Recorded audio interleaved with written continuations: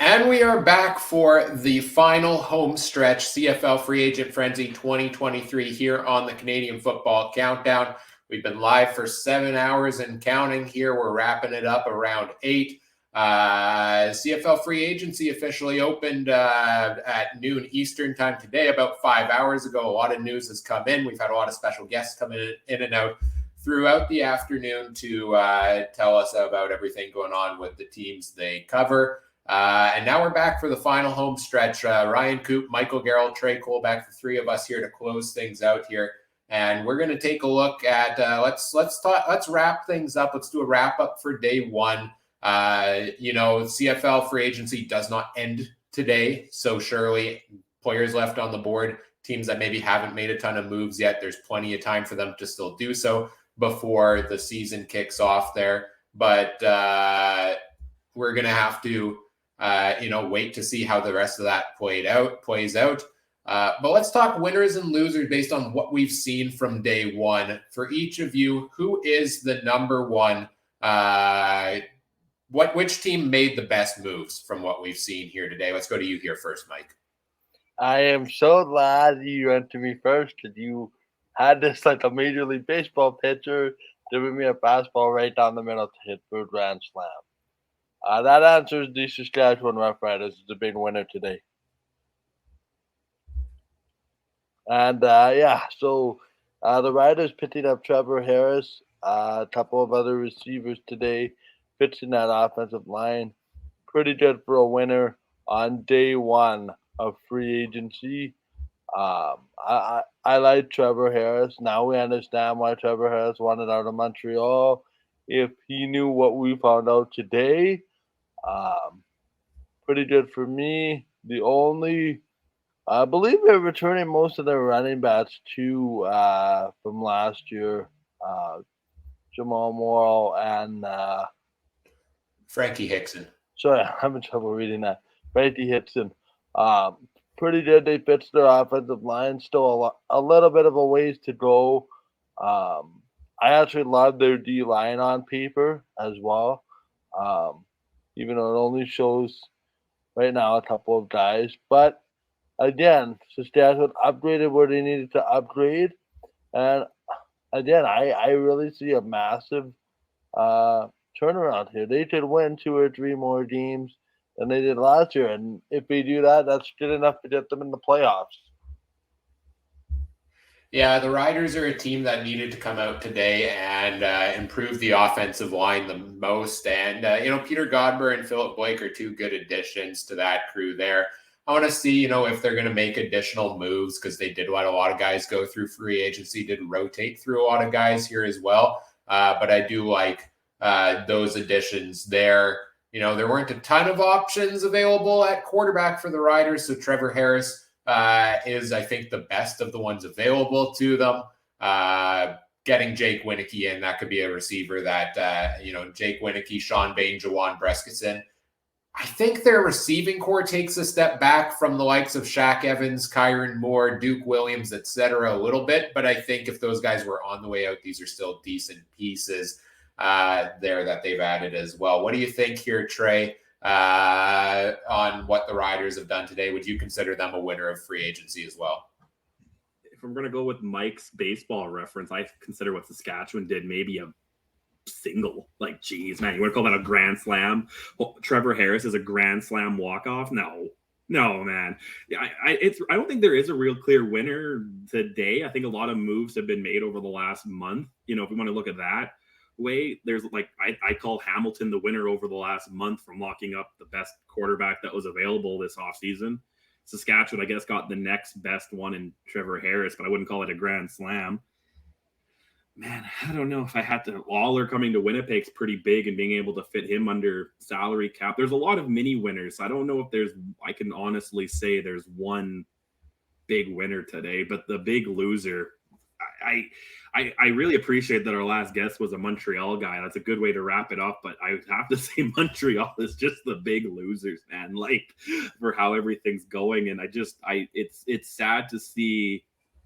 This was the team, the Calvillo team. You know what I mean? This was, the Montreal for a long time is what the Stampeders and Blue Bombers are now, right? And to see them now be, and when we're talking with Ryan earlier, you guys were talking about how the Stampeders have never really had a bad year, and if they did, they still found a way to win, right? So it's just sad to see Montreal this way. But free agency wise, I hope they pick it up. And like you also said, Ryan, this Ryan that we have now with us, not the big beard lumberjack one, it doesn't end today. It's the free agency isn't just the 8 hours that us idiots decided to have a podcast. It goes all the way until kickoff, and even after kickoff, you can still sign free agents, right? So there's a lot of work to do. We saw a lot of receivers.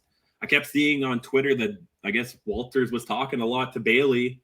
Him coming back to Winnipeg apparently isn't off the table. Or I get it's if I don't even want to know where the salary cap is coming from anymore in Winnipeg, man. Like beers are going to be $30 this year to pay for those fines, man. I don't know, but yeah, the losers Montreal, and I'll say 5 teams share the win for me. It was a dead heat for me. If we're gonna go horse racing, man.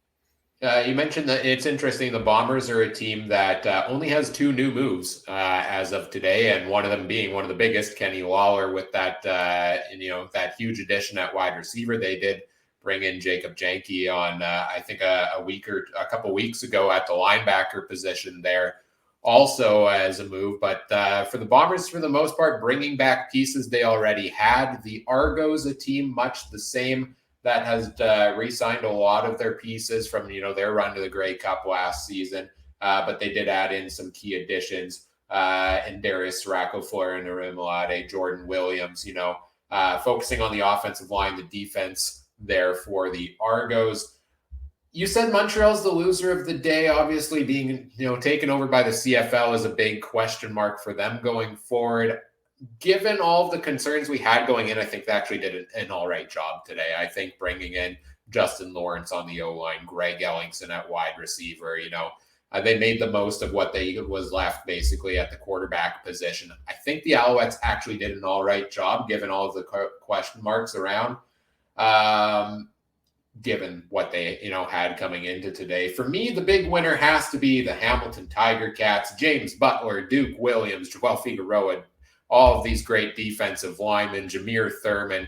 Like, those are some excellent pieces. They got Bo Levi Mitchell in at quarterback for this year as well. Seems like the Ticats are loading up, and I think they're the winner on paper for me in terms of the biggest flashing moves of the day. But we'll see how that plays out when they hit the field coming up, when the season starts there.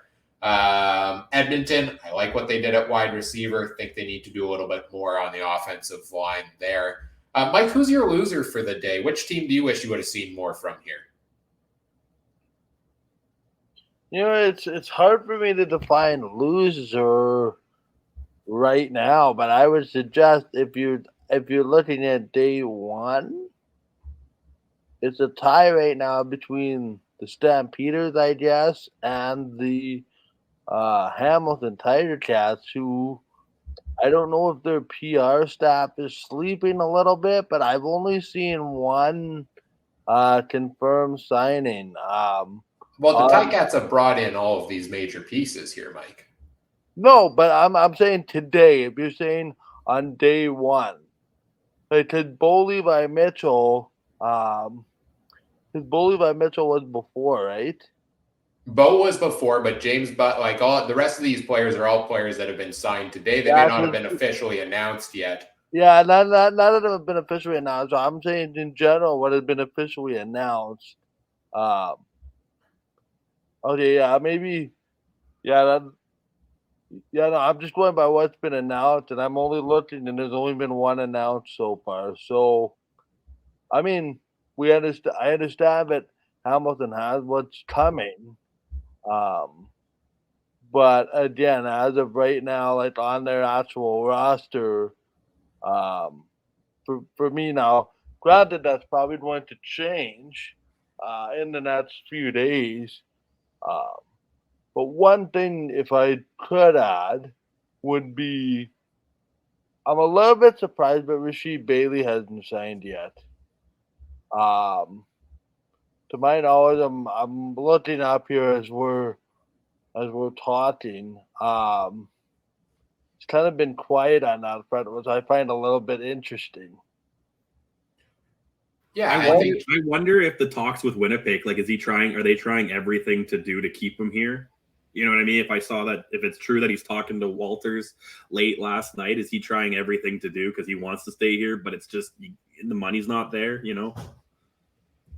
I mean, do you guys not find that a little bit funny? Normally, yeah.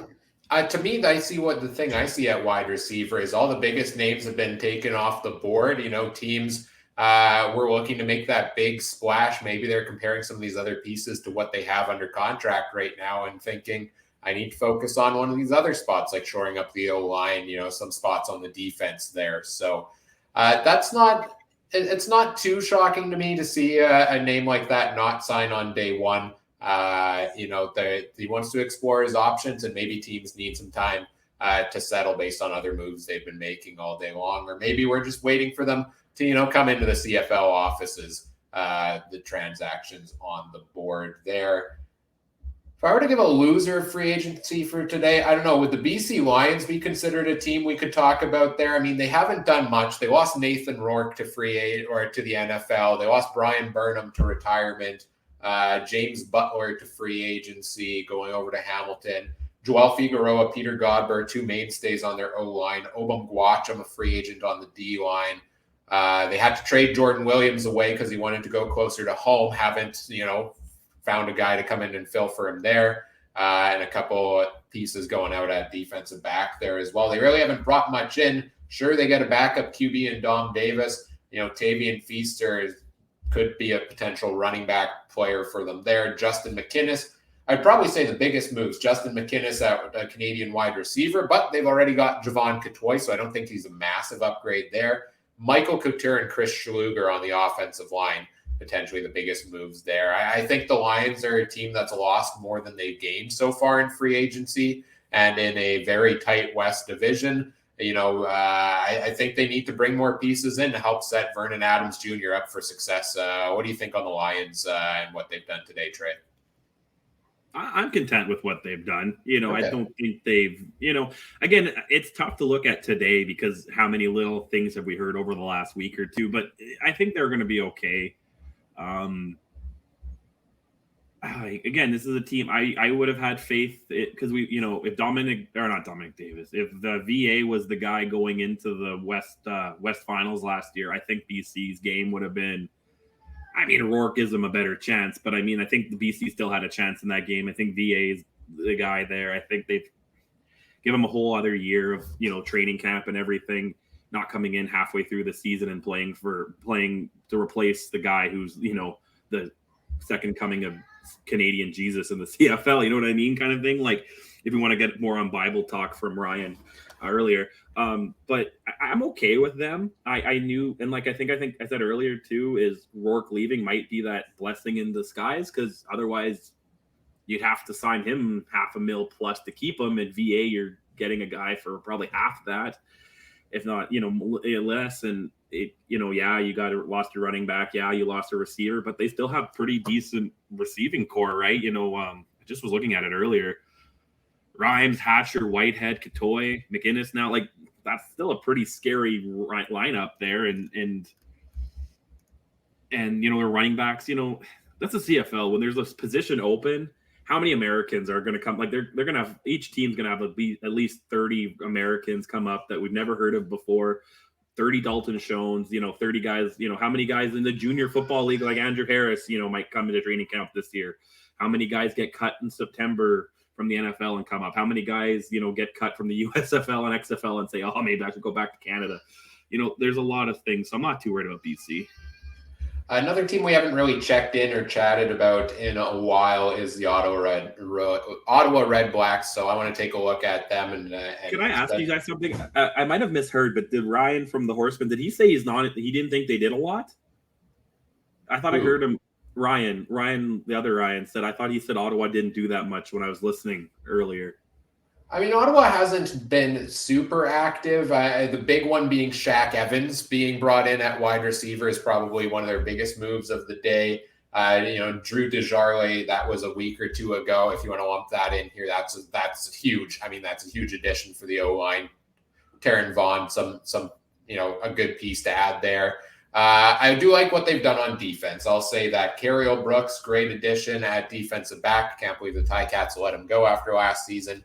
Javon Santos Knox, one of the top linebackers in the CFL, Michael Wakefield, some good help on the defensive line there. So they've made some moves here and there of new pieces they're bringing in. What do you guys think? Based on what we've seen from Ottawa so far, they were basement dwellers in the East Division last year. Do you think they've made enough moves to, put a couple more wins in the category, especially at home?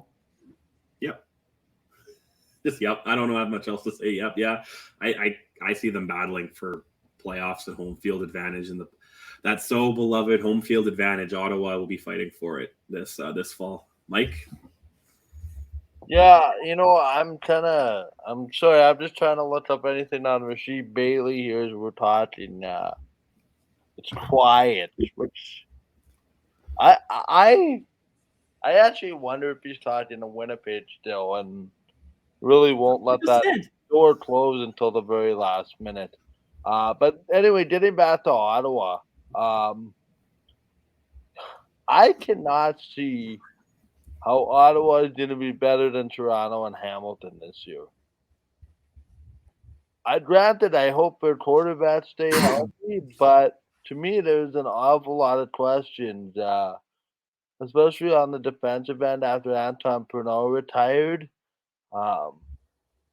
If there was a guy that I wish would have gotten more love for like defensive MVP or something, it should be Antoine Pernod. The guy literally seemingly runs through a brick wall every single game. Seems to get up and just keep going. He's a player that I wish we had on our team, even though we have our fair share of Anton Pernods, I think. All the best to him in retirement, by the way. I just think that, Ottawa would be fighting, I guess, to keep that crossover spot from happening. Now, again, their running back situation, it's just there's a whole lot of unknown. Their running back is Williams, and then supposedly West Hills. That's pretty good there, as well. But the team is, for me to kind of put a bow on this, the teams that did stuff today that we expected to do stuff did stuff today. Most notably Saskatchewan. I just wonder if they're playing the long game in Ottawa, where it's, draft and develop, draft and develop, draft and develop, draft and develop. As much as their fans don't want to hear that, this is the roster that should finally win a home game this year. Same with the one that they built in Edmonton. I'm also with you, Ryan. I have questions about their offensive line, but Ottawa as a whole, they lost, their backup in Caleb Evans, but Nick Arbuckle, pretty serviceable backup, and then they retained and started Jeremiah Mazzoli, who, when healthy, is one of the best quarterbacks in the CFL. My question is the supporting cast around him enough? And we'll find out. Arguably, could one argue maybe one of the biggest offseason additions for this Red Blacks offense isn't on the field but off the field, with Kahari Jones coming in on offensive coordinator, right? Like, yeah, they brought in some of these pieces, but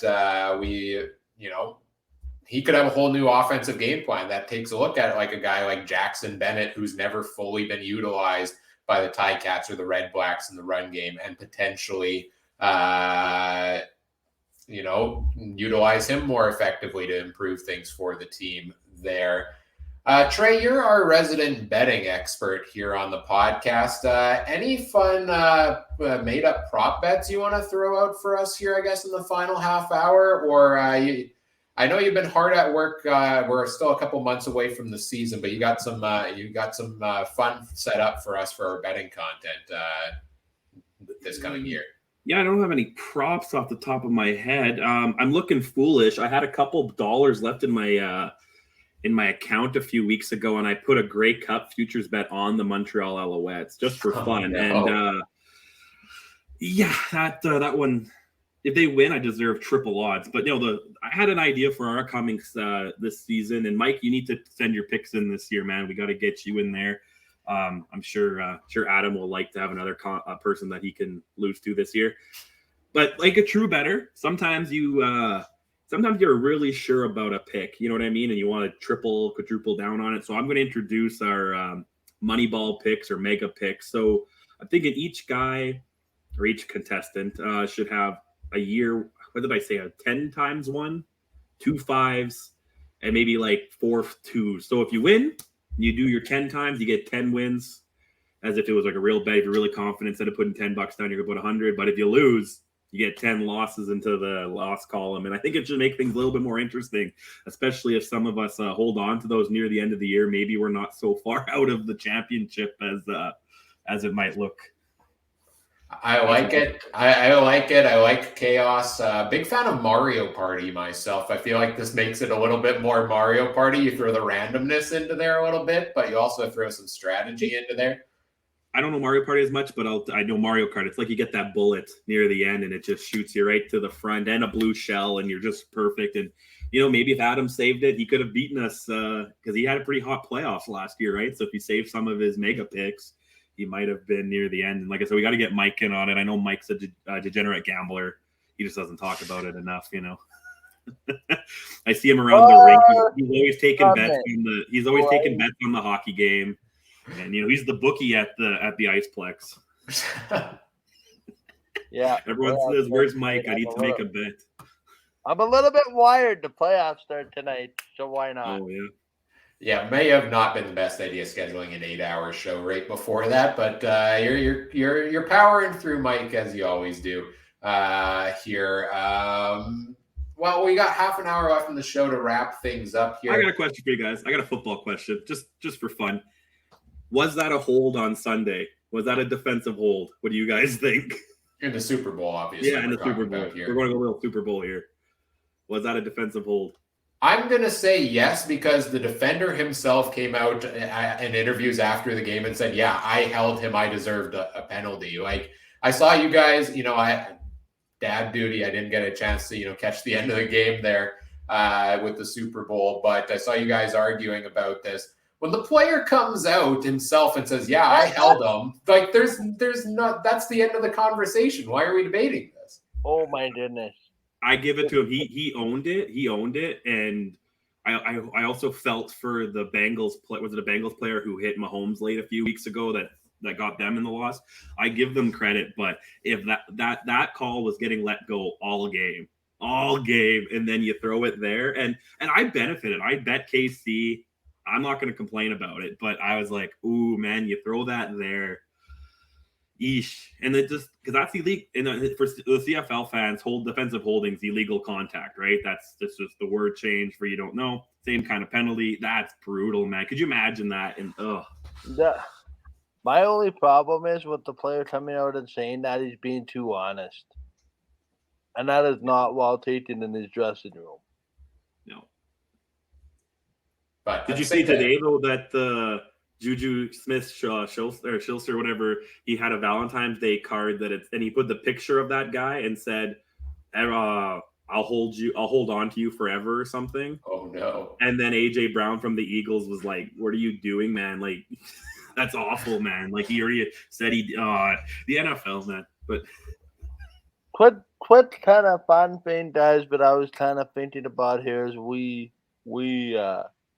wrap up today, just kind of on a lighter note, kind of on a more serious note, but we can kind of go around the room on this one. I don't want to spend the whole last 20 minutes discussing it, but since we're kind of in the mindset of changing betting segments around, and there's a lot of talk about the schedule today, Bull not going back to Calgary, Eugene not going back to Montreal, that kind of thing.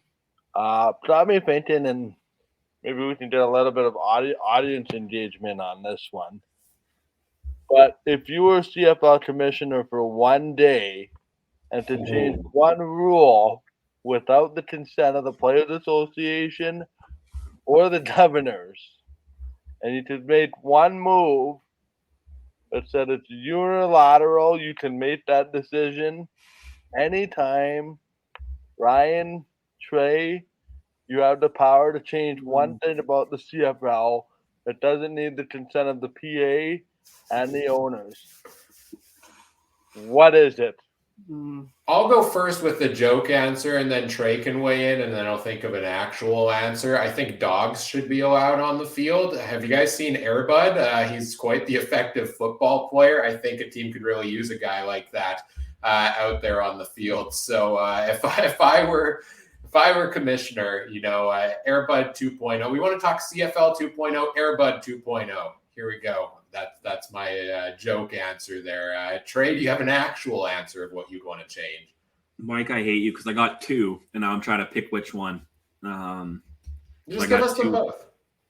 No, I got to follow the rule. He said one. I got to follow it. Now you follow the rule. Want me to go first? No, You need more time to paint?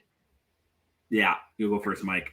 Okay, they're kind of tied together, so it's kind of two, but I consider it to be one.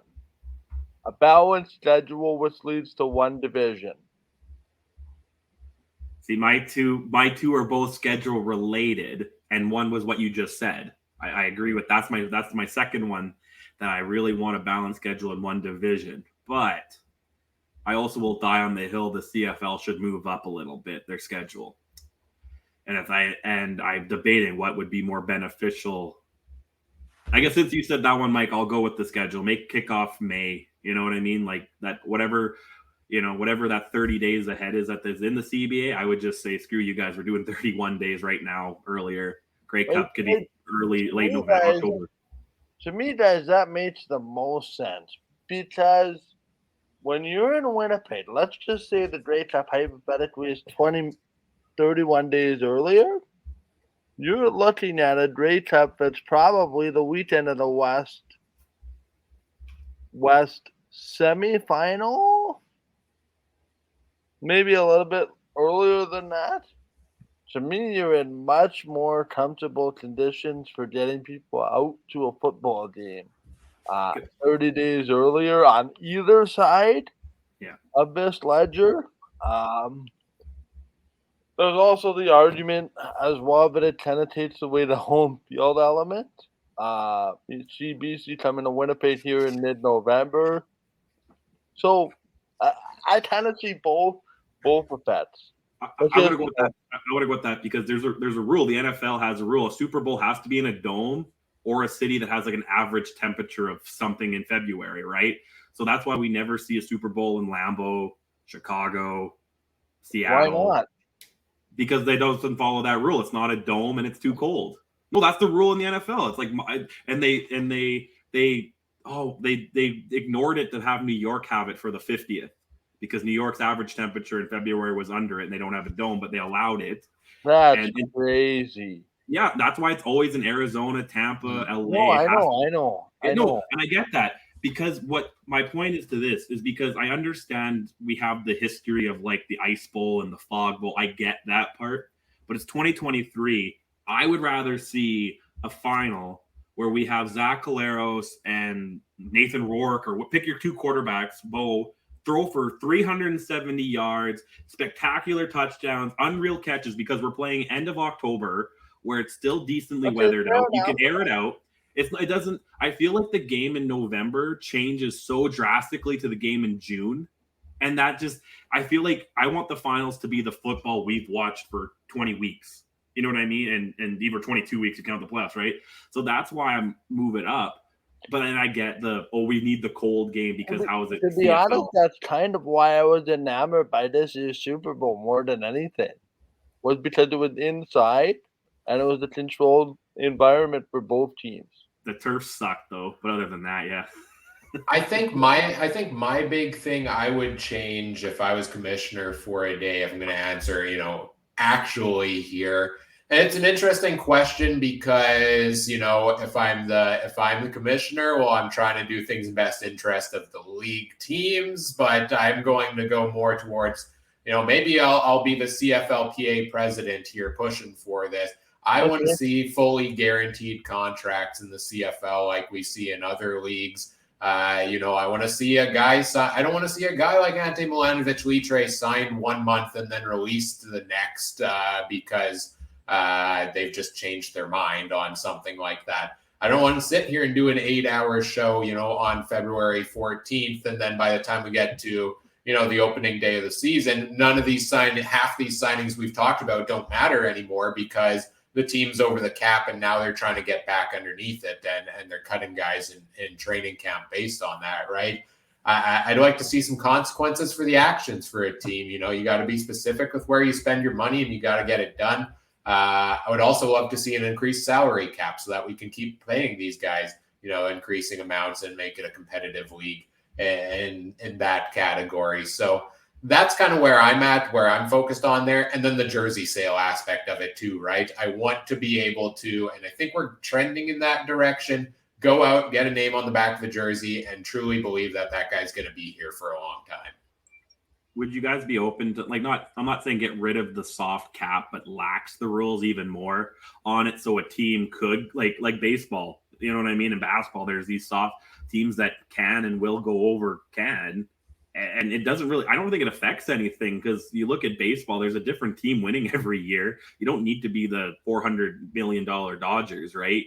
The teams do, the Tampa Bay Rays, who spend less money over 10 years than some teams do in a season, still make it to deep in the playoffs, right? So I that's the one I think sports is literally the most capitalist thing we've invented in the Western world. So why don't we just allow it to be? Yeah, I could see that. One of the things CFL does have going for it is parity. And I know the Bombers, 3 straight trips to Grey Cup. Hamilton's been there a couple of times. Calgary wasn't a lot as well. But in terms of Grey Cup champs outside of the back-to-back for the Bombers, there's been most teams outside of the Ticats, within the past decade or so have won the Grey Cup. So if all of a sudden, you lax that and teams are able to start building super teams, well, then that I don't want to see quite as much. I wonder though how much the disparity actually is from the number 1 team to the number 9 team too, right? Let's argument's sake, Winnipeg's the team that could spend the most right now. Could they go way over? Who knows? They already are way over. How much are they over? Here's another thing that I would do if given another chance. One player up to a certain dollar amount is exempt from your salary cap. Well, that's what they used to do back in the day, right? They used to make those contract exceptions. That's the reason the Argos could pay Rocket Ishmael $1 million contract to bring him in there. So, these are all good things here. We're getting into the final about 15 minutes here or so on the day. I want to take a quick look and just scroll through the free agent tracker, see who the top player available at each position is as we move forward from today. McLeod Bethel Thompson, the biggest name still available at quarterback. What will the Argos do? What will he do? Will the Argos be able to bring him back? Are they going with Chad Kelly? That's a big question going forward here. Walter Fletcher, William Powell, the 2 biggest names at running back that have not signed yet today on opening day of free agency. We've talked about a lot of the receivers, probably the biggest names: Darvin Adams, Darrell Walker, Markeith Ambles, Rasheed Bailey, and Kamar Jordan are your big names there. Offensive line, a number of veteran players here, Hunter Stewart, Colin Kelly, Dan Clark, Jamal Campbell among the top names. But the free agent market at offensive line seems to be drying up at this point in time. Sean Lemon led the league with 14 sacks and is still out on the market. No deal in place there. Leads the way on a number of defensive linemen still out on the board. Shockingly, Darnell Sankey, 120 tackles last year, still at the linebacker position. Simone Lawrence hasn't signed yet either. Seems like linebacker is one of the positions where none of the big guys necessarily have found new homes at this point. Defensive back, you got Nick Taylor, Abdul Kene, Mike Edom, Ciante Evans, guys like that are who we are seeing still out on the board. And not really much left at the kicker position with Michael Domagala, the only free agent there. Tanner Dahl, Louis-Philippe Barassa, the options at long snapper. Cannot forget about them. So, and we're going to get into wrapping this up here shortly, but final segment here before we do that. Let's put you guys on the spot with no heads up here whatsoever. It's February. Lots is going to change over the next couple of months. But what are our East and West standings predictions in the CFL at this point on the day one of free agency after wrapping up free agent frenzy here? Let's start off with the East Division, the 4 teams out East. Mike, give us quick reactions, how you think the East is going to play out this year. Hamilton, Toronto, Montreal, Ottawa. So you still have Montreal over Ottawa. You're still low on Ottawa, hey? I am low on Ottawa just because it's early in the offseason. I like some of the sneaky things that Montreal did. Not prepared for them to hit rock bottom just yet. Trey, what about you out East? Okay. Hamilton, number 1. Ottawa, Toronto, Montreal. I think Ottawa did more than people are giving them credit for. And this is a league where you can go 0-18 and go 18-0 in the year, right? Like, so I'm not too concerned about Ottawa. I think I'm going to go Hamilton, Toronto, Ottawa, Montreal myself right now. I'd like to put the Argos at the top, but I don't know what they're doing at quarterback right now, and I'm not sold on Chad Kelly yet. I'm not sold on Bo Levi Mitchell at this point in his career necessarily either, but I do like the pieces the Ticats have brought in. I think it'll be close, but I'll put Hamilton at the top there. Montreal, again, some good moves today. I think they still have more work to do. Let's go out west here, and we'll start with you on this one, Trey. We'll put you on the spot here with the West Division. What do you have for your standings here out west? Calgary, BC, Saskatchewan, Winnipeg, Edmonton. Ooh. Yeah. Little better than 7-11, but they won't be much better, I don't think. Mike, have at it. All right, I got it as follows. Calgary, Winnipeg, Saskatchewan, BC. Sorry, wait. I'm trying again. Calgary, Winnipeg, Saskatchewan, BC, Edmonton. All right, I'm going to go here on the board, and I'm going to say Winnipeg, Calgary, Edmonton, BC, Saskatchewan. I think Edmonton's going to surprise a lot of people this season. Chris Jones, year 2, is always successful. I think the Bombers have brought back enough pieces for this year that they'll be top team in the West. They've got the best quarterback, the only team without a question mark at quarterback. Calgary, I don't know. I put Calgary at number 2 because of their run game, but what did I have at 3? I had Edmonton at 3. Yeah, Calgary will find a way to get it done, probably, despite losing a bunch of pieces here. So I'll put them at 2. I don't know. BC, I'm a little bit lower on right now, just based on some of the moves they've been made. I'm concerned about the running back position. So, and Riders, yeah, they fixed the O-line a little bit. I'm not a Trevor Harris believer at his current state in his career. I think he'll do okay. I don't think it'll be fantastic to turn things around for the Riders there. So when I predict the West Division, I mean, toss the names in the hat and separate them all by a win or 2, but that's kind of how I see it playing out. That's why I put Winnipeg low, because I could see the West kind of looking like the East of past, like the division winner is only going to be like 10-8 maybe, only because they play each other so freaking much. You know what I mean? Like, I think there's going to be a lot of split series over the year, you know, if you're looking at these lineups right now. Yeah, and this is all on paper on day one of free agency. The rosters are going to change before the season starts. The rosters are going to change in week 1 when guys go down due to injury. And there's going to be a lot of turnover as things go along. And the teams that look good on paper may not gel on the field. That's a serious thing we have to consider with these teams we've talked about here as well, right? Is what is going to change out on the field, and can they build the chemistry they need to there.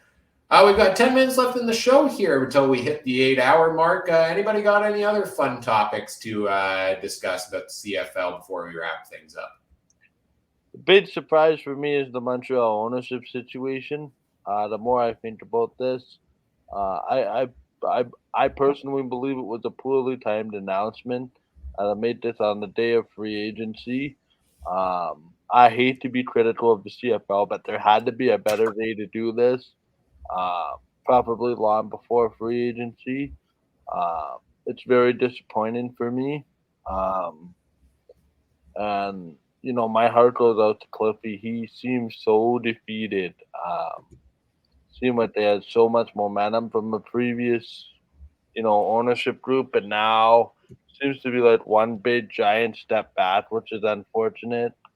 Uh, it's unfortunate. CFL needs to get out of its own way sometimes.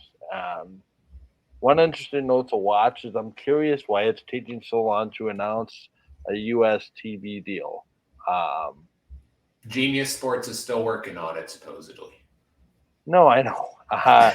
Genius Sports and TSN partnered with specialty streams for the NFL playoffs for the brand new TSN Plus streaming service, which was interesting to see.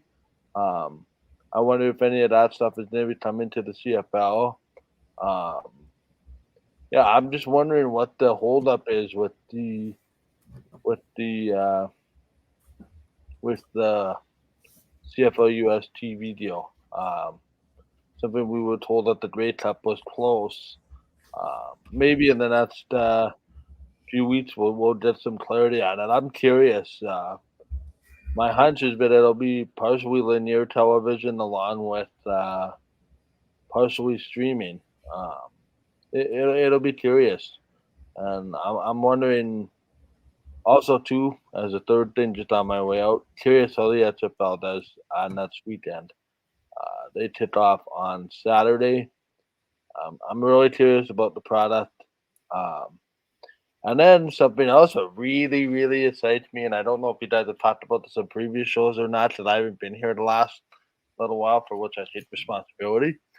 The return of the Arena Football League is going to be fun. That's all I'd have to say. Do you have anything on that, on the return of arena football, or anything else Mike touched on there, Trey? I have one more thing I want to talk about before we wrap up, but if you have anything on any of those. No, everything he said was pretty spot on. I had one thing and then he threw me off. No, just go to your next thing. If I remember it, I'll bring it up. Sounds good. Final question here before we do our final wrap up. We've seen a number of moves come in throughout the day-to-day across the board, different teams. What, in your opinions, is the single most impactful free agent addition that we've seen reported over the last week or made official today here? I've been looking across the board and I'm really not sure. I mean, I want to say it's a guy like Eugene Lewis over in Edmonton, but the biggest one I'm gonna say is Tim White re-signing with the Hamilton Tiger Cats. I am really high on what Tim White has did last season. He was one of the top receivers in the CFL, and I was very concerned about the wide receiver position for them. I know they brought in Duke Williams as well, which is a great addition there. But if they lost Tim White, I was going to be very concerned of who Bo was throwing the ball to. So I expected maybe he wasn't going to end up back there. They got the deal done. That's one that jumps out at the top of my head to me here. What about you guys? Who stands out as the most impactful free agent move? Let's go to you first, Trey.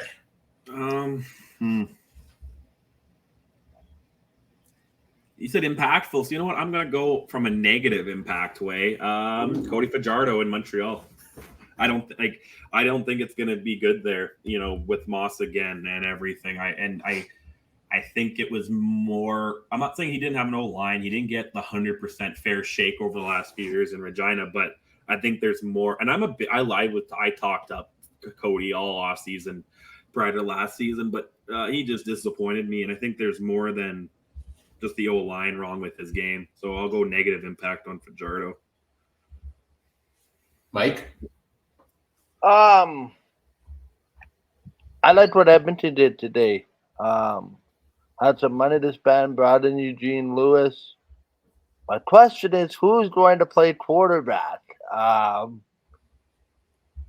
To me, I know Cornelius took a big step toward the end of last year, but they signed Benny Testaverde Jr. Ooh, I hope he's not a one-hit wonder. But no, seriously, I like what Edmonton did today with money to spend. I was able to catch in on the final conversations with Andrew.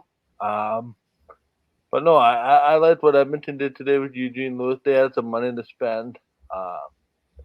Little curious about the Duke Williams situation. Uh, doesn't really make a lot of sense to me why he would go where he did, but there's an off-season of debate for that, I'm assuming. Yes, plenty of off-season content to come here as well on the Canadian Football Countdown. Yeah, it's hard to pick a single most impactful move. I'm going to say maybe it's one of the offensive linemen Saskatchewan signed, and I'll bundle them together. Peter Godber, Philip Blake. If you looked across the board of the CFL, that was the most obvious hole across all the rosters for me was O-line. And bringing in those two players was an absolute must for the Riders here.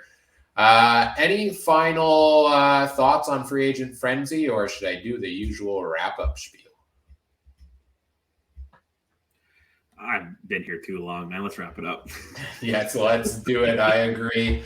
Well, this has been CFL Free Agent Frenzy 2023. We've been live for 8 straight hours talking through all of the news and signings as they've come out. It's been a busy day. It's been a busy month leading up to this and preparing everything for this. We hope you've enjoyed the show. We got a lot of great comments in the chat along the way as well. Great viewership throughout. We really appreciate everybody who's tuned in with us throughout the day, who's updated us on the signings as they've come in throughout the day here as well. It's been a really fun day. We enjoy putting this on every year. You know, it's a little bit crazy to think our little podcast is the ones doing the most extensive live video coverage of CFL Free Agency. But it's a pretty cool feeling to be able to do that here as well, especially that it lines up with episode number 200. So hope everybody enjoyed the content here today. Stay tuned. We'll have plenty of more content to come throughout the off season. Follow us on social media, Twitter at CF Countdown Pod. Same thing with Facebook.com/CF Countdown Pod to stay tuned for when our next show will be. I need to go into hibernation for like 2 weeks after this. So I don't know when quite the next one will be, but we will try to provide regular content throughout the off season here as well. Thanks to all of our guests who joined us earlier on in the show as well. You know, we had Joe from Rouge, White, and Blue with us. We had Steve from the Piffles podcast. We had Daltz from Rouge Radio. We had Andrew from the Turf District. We had Ryan from Horseman Radio, and then Cliffy D from the Alouettes Flight Deck. Really appreciate them taking time out of their day to join us here as well. Adam also able to hop in a little bit during a busy work day earlier, you know, still contribute to the show here. And thank you so much to the two of you, Mike and Trey, for being here pretty much all day long with us. You've put a lot of effort, a lot of time into here today. So appreciate all of that. As we get ready to wrap things up, where can people find you going forward here? Everything else you've got going on. Mike, let's start with you here. Yeah, you can find me on Twitter at MikeGERL on Twitter. You can find GameTimeTV.ca for those of you watching on the Game Time TV YouTube channel. Switch on over to the main network tonight. We got playoff hockey from 2 Winnipeg venues coming up. The puck will drop in 2.5 hours from Seven Oaks Arena to be the Admirals and the Pembina Valley Hawks in Game 1 of the quarterfinals. And at 8:30, myself and Eric Stewart will be at the Hockey for All Center bringing you Game 1 between the Interlake Lightning and the Winnipeg Ice. It's the best of 5 quarterfinals. It does not get any better than that. Playoff hockey is the best time of year, and I feel like playing this on the way out. It's the most wonderful time of the year because it really is. Well said there, Mike. Trey, what about you? Where can people find what you've got coming up? Oh man, at Trey and B Harness on Twitter. I don't know, man. I'm just tired. I got a lot of last semester of school. Horses season is dead right now. There's no football, man. No baseball. Scotties is up. I like the Scotties. I'm just tired, man. Just don't tweet me. That's fair. It's been a long day. Boys, get some rest after this. If you enjoyed this content, do us a favor, help grow the show. Share the links out on social media. Go to your favorite podcast platform. Leave us a positive review there on that one there. So, like, comment, subscribe, rate, review, share the show with your friends. We always appreciate everything people do to help us out in that category. On behalf of all of our guests today, our panel this evening, all the wonderful people joining us in the live chat, thank you for tuning in to this special production of the Canadian Football Countdown, CFL Free Agent Frenzy 2023, officially in the books. Lots of free agency content to come on the podcast. Thank you for tuning in. Take care. Have a good one.